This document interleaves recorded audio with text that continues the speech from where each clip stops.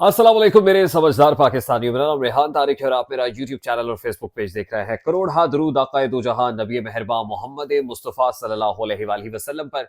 इस दुआ और इस उम्मीद के साथ इस व्लॉग का आगाज करते हैं कि अल्लाह रब्बुल इज़्ज़त इस मुल्क के फैसला साजों के दिलों में समझदार पाकिस्तानियों के लिए नरमी पैदा कर दे। रात के इस पहर जब मैं आपसे मुखातिब हूं तो खबर यह है कि मारूफ सहाफ़ी, anchor person, YouTuber Imran Riaz Khan साहब को गिरफ्तार कर लिया गया है। गिरफ्तारी की वजूहात क्या है?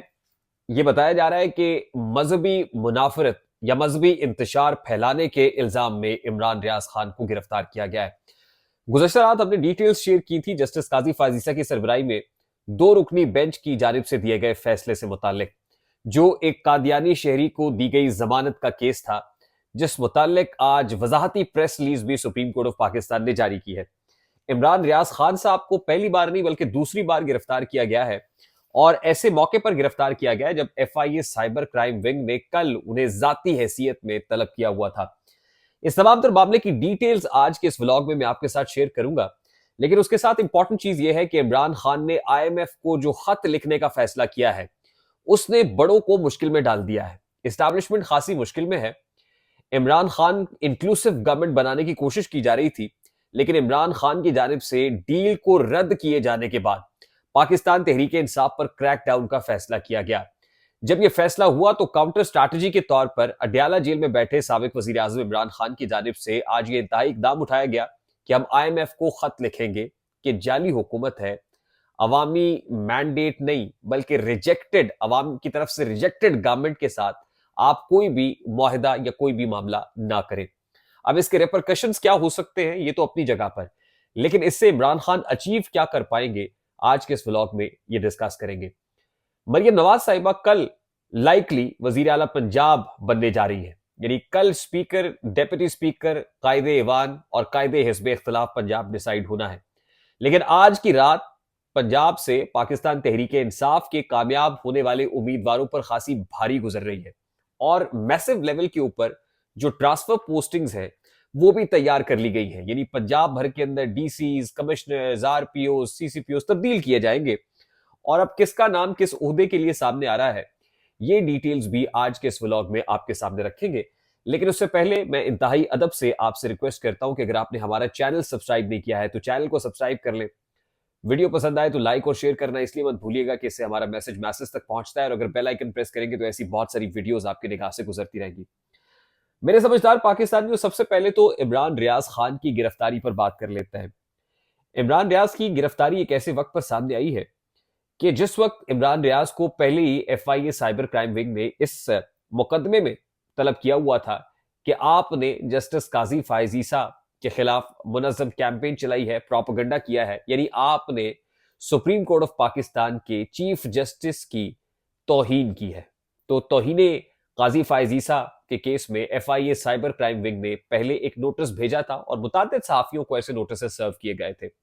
आज ही सुबह हमने आपको बताया था कि तौहीने काजी पर एक शख्स की गिरफ्तारी भी अमल में आई है और उस शख्स का नाम अब्दुल वासे है।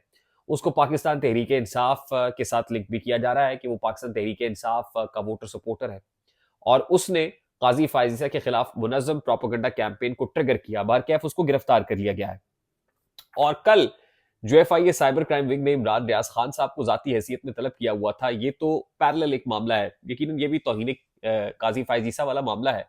पहला नोटिस सर्व हुआ तो मियां अली अशफाक जो इमरान रियाज खान के वकील हैं उन्होंने बताया कि हमने उसका जवाब दिया।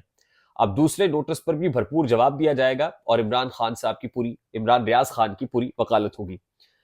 अच्छा, अब से 6 घंटे पहले मैं आपको ये बता दूं कि जिस केस में अभी इमरान रियाज खान को गिरफ्तार किया गया है ये उस केस के साथ लिंक्ड है जिसका फैसला जस्टिस काजी फायजीसा की सरबराही में दो रुकनी बेंच ने, जो जस्टिस काजी फायजीसा और मुसर्रत हिलाली पर मुश्तमिल था, उसने दिया।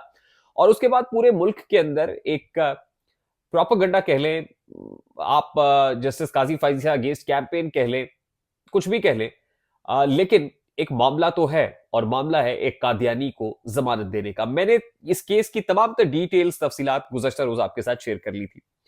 अच्छा, अब इमरान रियाज खान के ऊपर इल्जाम यह है कि इमरान रियाज खान साहब ने एक ट्वीट शेयर की थी और ये कहा कि सबसे पहले असल में उनके हैंडल से ये शेयर हुई और उसके बाद लोगों ने रीट्वीट करना शुरू किया और जंगल में आग की तरह ये मामला फैल गया। तो इससे एक बड़े सेंसिटिव इशू ने जन्म लिया और अल्टीमेटली ये जो जस्टिस काजी फाइजीसा के अगेंस्ट, यानी आप समझ लें कि ये है इल्जाम कि उनको उनकी जान को खतरे में डाल दिया गया, यानी मजहबी मुनाफरत फैलाकर जस्टिस काजी फाइजीसा की जान को भी खतरे में डाल दिया गया। अच्छा, अब से 6 घंटे पहले की एक ट्वीट इमरान रियाज खान के हैंडल से, मैं आपको बता दूं कि जो ट्वीट इमरान रियाज खान ने की थी उसमें जियो न्यूज की एक खबर, जो हेडलाइन न्यूज थी इस फैसले से मुतालिक, उसको शेयर किया गया था। यानी जियो न्यूज की वो हेडलाइन शेयर की गई थी। तो सबसे पहले तो जियो ने ये खबर चलाई, तो क्या जियो न्यूज से भी किसी को गिरफ्तार किया जाएगा? मैं आई एम जस्ट आस्किंग। उसके बाद मौलाना फजलुर रहमान ने खासी बात की जस्टिस काजी फाइजीसा के अगेंस्ट। धड़न तख्ता अगर कहा जाए तो कहना गलत नहीं होगा। तो क्या मौलाना फजलुर रहमान को गिरफ्तार किया जाएगा? इब्तिसाम इलाही जहीर साहब ने इस पर बड़ी खुलकर बात की, तो क्या इब्तिसाम इलाही जहीर साहब को गिरफ्तार किया जाएगा? मुफ्ती तारिक ने इस पर खुलकर बात की, क्या उन्हें भी गिरफ्तार किया जाएगा? मुल्क के तूलो अर्ज में वकला की जानिब से जस्टिस काजी फाइजीसा के अगेंस्ट जो बात की गई, तो क्या वो भी गिरफ्तार होंगे? मैं सिर्फ पूछ रहा हूं, क्या ये ताकतवर लोग भी कानून की गिरफ्त में आएंगे? पुलिस इनको गिरफ्तार करेगी? ये सवाल है। अब से 6 घंटे पहले इमरान रियाज खान ने एक ट्वीट की थी, और वो ट्वीट ये थी कि नून लीग के कुछ पालतू मुझ पर खोल दिए गए हैं कि किसी तरह काजी साहब का तनाजा मुझसे जोड़ने की कोशिश की जाए। हालांकि इस मामले पर मैंने अभी तक कोई मौकिफ नहीं दिया।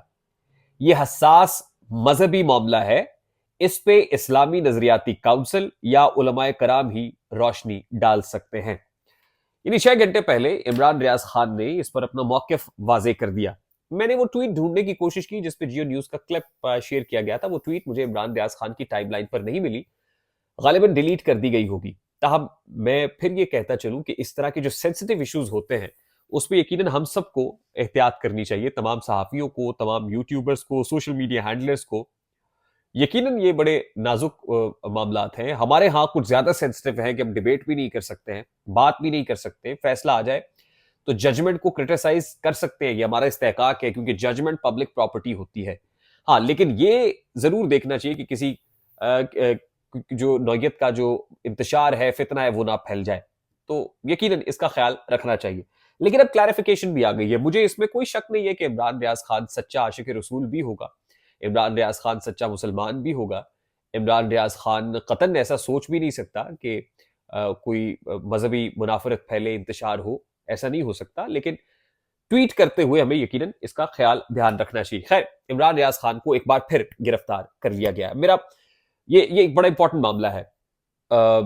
यकीनन पहले भी हुए, अब फिर मामला कोर्ट में जाएगा और मुझे उम्मीद है कि वहां से इक्वटल भी हो जाएगा। लेकिन इसमें सबक है बहुत से लोगों के लिए। दूसरा इंपॉर्टेंट मामला इमरान खान का आईएमएफ को खत लिखने का मामला है। उसने मुक्तदरा को, इस्टेब्लिशमेंट को यकीनन तकलीफ में डाला है। इमरान खान इंक्लूसिव गवर्नमेंट, ये हमारी खबर है, हमने आपको बताया था कि इमरान खान को भी नेशनल यूनिटी गवर्नमेंट का पार्ट बनाने की कोशिश हो रही है और उसके लिए इमरान खान से कहा जा रहा है।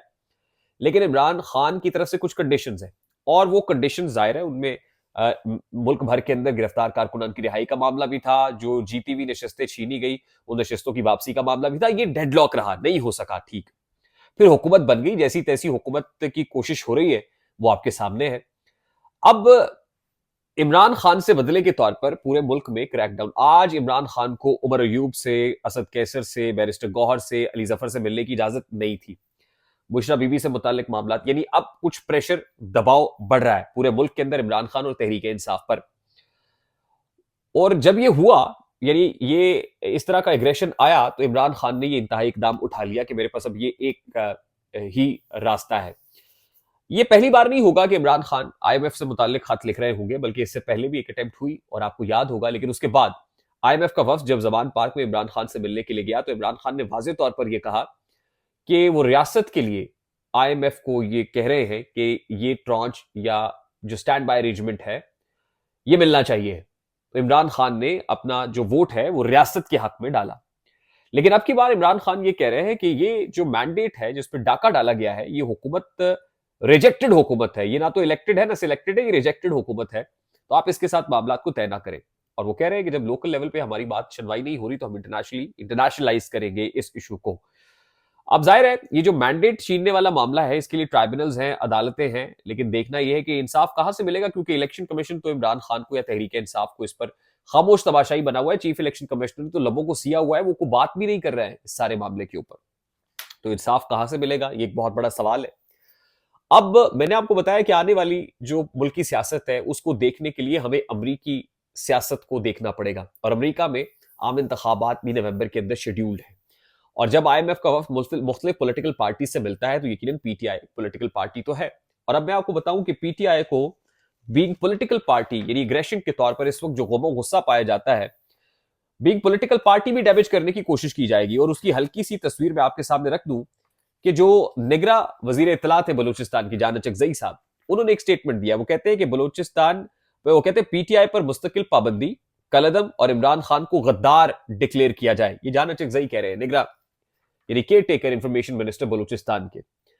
ये प्लान तो है, PTI इंट्रा पार्टी इलेक्शंस कराने जा रही है इसीलिए कि कम अज कम PTI को तो प्रोटेक्ट किया जा सके, सिक्योर किया जा सके। लेकिन एक प्लान जरूर मौजूद है 9 मई सिलसिले में भी, और अब ये IMF वाले मामले के ऊपर भी। और जो गम गुस्सा इस वक्त है कि उसमें PTI को बैन किया जाए, डिसॉल्व किया जाए, इमरान खान पर पाबंदी आयद की जाए, और आने वाले दिनों में ये सख्तियां मजीद बढ़ती हुई दिखाई भी दे रही है।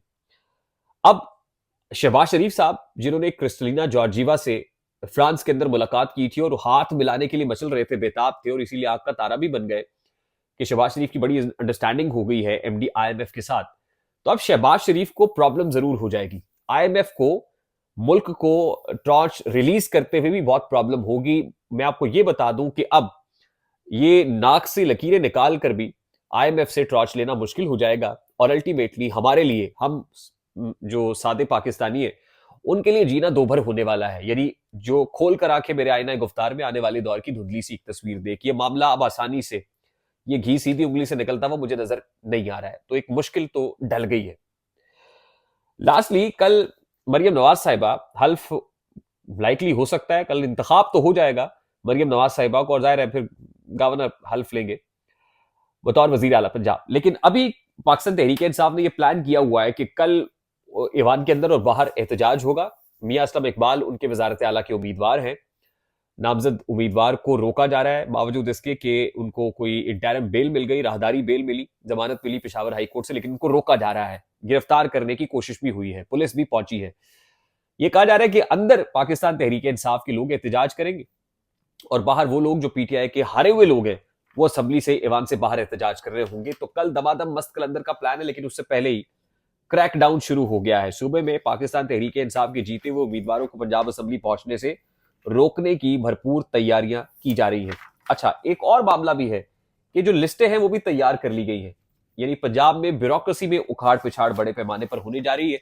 कमिश्नर्स, डिप्टी कमिश्नर्स और DPOs, RPOs तब्दील होंगे। खबर यह है अभी कि बिलाल सिद्दीक कबियाना को IG पंजाब और राशिद महमूद लगड़ियाल चीफ सेक्रेटरी पंजाब तैनात किए जा सकते हैं। मरियम नवाज साहिबा कल से एक नए रोल में आपको दिखाई देगी, एक नए रूप में दिखाई देगी। अब उम्मीद ये करते हैं कि वो भी फतेह मक्का मॉडल पे चलेंगी, दुश्मनी नहीं पालेंगी, इंतकाम नहीं लेंगी, बल्कि सूबे की गवर्नेंस, मैनेजमेंट और परफॉर्मेंस पे फोकस करेंगी। आई होप कि जो बात जहां पहुंचाना चाहिए पहुंची होगी। पहुंच जाए तो लाइक और शेयर करना मत भूलिएगा। चैनल पर नए तो चैनल को सब्सक्राइब कर दीजिएगा, बेल आइकन जरूर प्रेस कीजिएगा। मुझे रेहान तारिक को इजाजत दीजिए, अपना बहुत सारा ख्याल रखिएगा। अस्सलाम वालेकुम।